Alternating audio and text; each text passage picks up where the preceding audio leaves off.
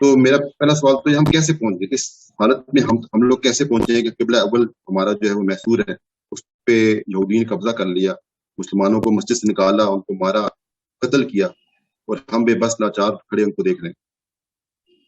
بسم اللہ الرحمن الرحیم. آپ کا جو سوال ہے نا وہ اصل میں تو جڑ ہے نا.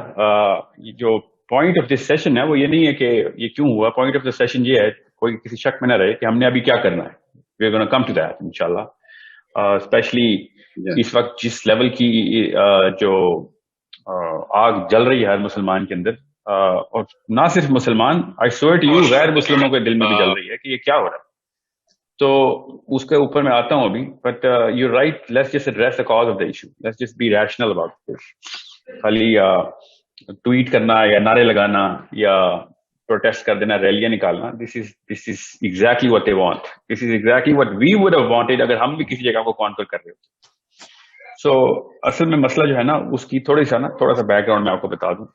اصل میں جس وجہ سے میں شروع دن سے یہ بول رہا ہوں، ہم نے جس وجہ سے یہ مشن بھی شروع کیا تھا، وہ یہی تھا کہ جو بیسکس آف فلسفی ہے نا اسلام کی، بیسکس آف فلسفی اسلام کی، وہ بچوں کو جب تک نہیں بتائی جائے گی تب تک یہ والا معاملہ 40 سال کیا 70 سال کیا 700 سال تک ایسے چلتا رہے گا.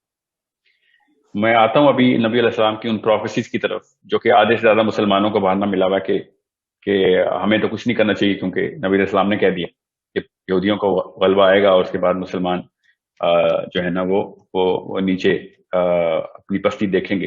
یو رائٹ، ظاہر پروفیسی تو ہے، مگر پروفیسی کا مطلب یہ نہیں ہے کہ ہم اپنی پستی کا انتظار کریں. ہمیں نہیں پتا کہ امام مہدی نے کب آنا ہے، ہمیں نہیں پتا پروفیسی کب کی ہے. نبی علیہ السلام نے یہ بہانے کے طور پہ نہیں ہمیں بتایا تھا مسلمانوں کو کہ سست ہو جائیں. نبی علیہ السلام نے کہا تھا کہ چونکہ میں تمہیں نہیں بتا رہا ہوں اس لیے تم نے اس کو اپنے سر پہ ایسے سوار نہیں کرنا کہ ہاں جی ہم پستی پہلے خود لے کے آئیں گے اس کے بعد تمہارا عروج آئے گا واپس. سو ہمارا یہ کام ہے کہ ہم امام مہدی کا انتظار نہ کریں. ہم یہ سوچیں کہ ہمارے زمانے میں نہیں آنا امام مہدی نے، وہ آگے کے کسی ہزاروں سال بعد یا سینکڑوں سال بعد آنا ہے. ہمارے اوپر جو فرائض کا اطلاق ہوتا ہے ہمارے سے سوال اس کا ہوگا. کسی ایک بھی مسلمان سے یہ قبر میں نہیں پوچھا جائے گا نہ آخرت میں کہ تم نے امام مہدی کا انتظار کیوں نہیں کیا، بلکہ یہی پوچھا جائے گا کہ تم کس انتظار میں بیٹھے ہوئے تھے. ٹھیک ہے. تو اللہ تعالیٰ نے قرآن پاک میں بھی بارہا اس موقع کو، اسی طرح کے موقع کو جو اس وقت غزہ میں چل رہا ہے، بارہا اس کے اوپر اپنے نبی علیہ السلام کی سنت کے تھرو بھی یہ ہمیں چابی دی کہ کس طریقے سے جب ایسا موقع آئے تو مسلمان کیا کرنا چاہیے، ایک انفرادی طور پہ اور اجتماعی طور پہ، دونوں طور پہ دونوں جو ہے نا معاملات کیسے ڈیل کرنے ہیں. اب میں نہیں چاہ رہا ہوں کہ یہ ایک کلاسیکل مولوی لیکچر بن جائے. میں آپ کو تھوڑی سی اس کے اندر جو آپ کا کوشچن ہے نا اس کے تھرو ڈیٹیل بتا دوں کہ آپ نے ایک کانشیس مسلمان نے اس وقت دیکھنا کیسے. اور کانشیس مسلمان ہمیشہ ایمپتائز کرتا ہے. ہی نوز اینڈ ہی از ٹرینڈ کہ کس طریقے سے دوسری سائڈ کا موقف جو ہے وہ سمجھا جائے. ہم جذبات میں آ کے اپنے دماغ کو معوف نہیں کر سکتے. ہمیں یہ حکمت کے تھرو دیکھنا پڑے گا کہ اس کا حل کیسے نکالا جائے، اور یہ پرسمپشن توڑ دی جائے کہ جی ابھی امام مہدی نے آ جانا ہے. امام مہدی اگر نہ آئے تو ہم تو گئے، کیونکہ ہم نے تو کچھ بھی نہیں کیا پھر. سو یہ بہت بہت ضروری ہے کہ آپ کو پتا ہو کہ وائی از دس ہیپننگ. میں آپ کو اس کی ایک مثال دیتا ہوں کہ اگر میں اسپیشلی اس بندے کو مثال دے دوں کیونکہ کل مجھے ایک سینیٹر کی کال آئی. میں نے عمران خان صاحب کے لیے ٹویٹ کیا تھا تو انہوں نے مجھے کال کر کے کہا کہ جس دن آپ پرائم منسٹر بنیں گے نا تب آپ کو پتہ چل جائے گا کہ کیسے کام کرتے ہیں، آپ بہت جذباتی ہو رہے ہیں. اینڈ آئی ٹولڈ ہم، اور میں ابھی اسی پروگرام میں بھی ان کو بتا رہا ہوں کیونکہ وہ سن رہے ہیں اور اس وقت بھی اس طرح کے اور بھی بڑے لوگ سن رہے ہیں کہ اگر مجھ جیسا کوئی بندہ بن گیا نا تو مجھے نہیں پتہ چلے گا، آپ کو پتہ چل جائے گا کہ کام کیسے کرتے ہیں. کیونکہ مسئلہ یہ ہے کہ مسلمان بچے کو پاکستان میں، انڈیا میں، بنگلہ دیش میں، ایون فلسطین میں بھی، ایون ہر جگہ کے اوپر بچپن سے اسلام سکھایا نہیں جاتا.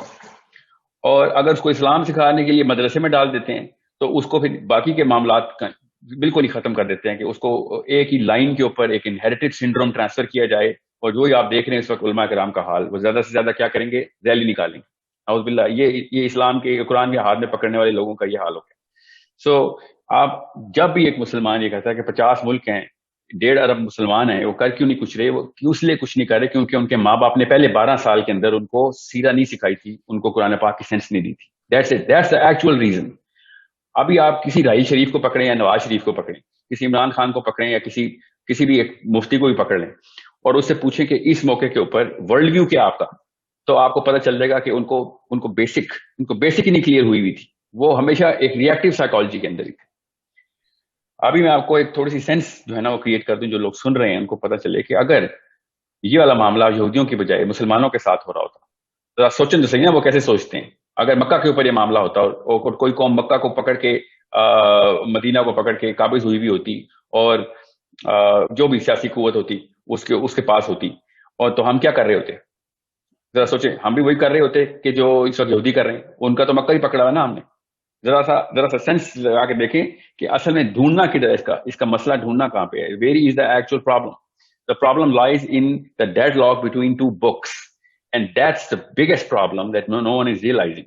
کہ جو 2 کتابیں ہیں نا, توریت اور قرآن, یہ ایک جگہ پہ آ کے کولائڈ کر رہی ہیں. جب تک آپ کو ان دونوں کتابوں کی سینس نہیں کلیئر ہوگی تب تک آپ کو نہیں پتہ چلے گا کہ اصل میں مسئلہ یہ ہے کہ جتنے بھی یہ پولیٹیشینز اور ڈیموکریٹس بیٹھے ہوئے ہیں نا, جتنے بھی اس وقت ہیں, نہ ان کو توریت کا الف پتہ ہے نہ انہوں نے کبھی قرآن کو دیکھا. And that's why the bigger problem actually is convoluted. آپس میں جو ہے نا وہ ایک گنجل پڑ جاتا ہے کہ عوام کچھ اور سوچ رہی ہوتی ہے, اوپر سے ڈیموکریسی کچھ اور کی ڈیمانڈ کچھ اور ہے, اور پولیٹیشینس کی کوئی اور ڈیمانڈ ہے. فرد اور جماعت کا آپس میں اتنا بڑا ڈسکنیکٹ اس طرح کے انڈیکیٹرز کے علاوہ کبھی نظر نہیں آ سکتا. You need to understand how the Jew thinks and why the Jew thinks the way he thinks.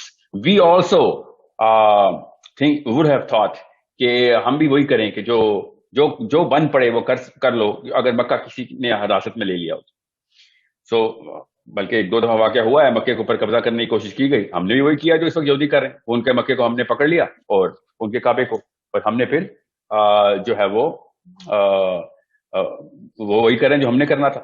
اب دا ریئل تھنگ از کہ جس نے تالمود پڑھی ہوئی ہے, جس نے تورا پڑھی ہوئی ہے, اور میں پڑھ کے آپ کو بتا رہا ہوں, اس کو سمجھ آ سکتی ہے کہ کس وجہ سے یہ سارے کے سارے معاملات ہوتے ہیں. اگر آپ جوش کیلنڈر کے اوپر ڈیٹس خالی پڑھ لینا, خالی ڈیٹس کہ یوم کپور کے دن پہ انہوں نے کیوں بھنگڑے ڈال رہے تھے وہ اور آگ لگا رہے تھے, اور اسی اگلے دن شام کو انہوں نے حماس نے راکٹ فائر کر دیے. You think it's a coincidence کہ حماس نے راکٹ فائر کیے اس دن جس دن ان کا یوم کپور چل رہا تھا, جس دن ان کا پیس اوور ہوتا ہے اس دن پھر دوبارہ سے حماس فائرنگ کر دیتا اور پھر دوبارہ سے بچے قتل ہو جاتے. انہوں نے تو حضرت عیسیٰ کو صلیب پہ چڑھا دیا تھا کیونکہ ان کا پیس اوور کر دیا تھا. یہ اپنی سارے کے سارے معاملات اپنی کتاب کے مطابق کرتے ہوتے ہیں. وی تھنک کہ جس طریقے سے ہم غیر مسلم نما غیر مسلم ہے نا, اسی طریقے سے یہ یہودی نما غیر یہودی ہے. نہیں, یہ پورے کے پورے یہودی. یہ قرآن پاک میں جو یہود کی ڈیفینیشن دی گئی ہے نا, یہ پوری کے پوری وہی والی یہودی. مگر قرآن پاک میں جو مسلمانوں کی ڈیفینیشن دی گئی, ہم وہ مسلمان نہیں ہیں. اصل میں اس لیے ہمیں سمجھ نہیں آ رہی. یہ قرآن کے یہودی ہیں, ہم قرآن کے مسلمان نہیں ہیں. This is the baseline cause of the actual issue. 2 جگہوں کے اوپر قرآن پاک اور توریت کی نا آپس میں جو ہے نا ڈیڈ لاک پڑتا ہے, اور وہ کیا ہے, ایک سمپل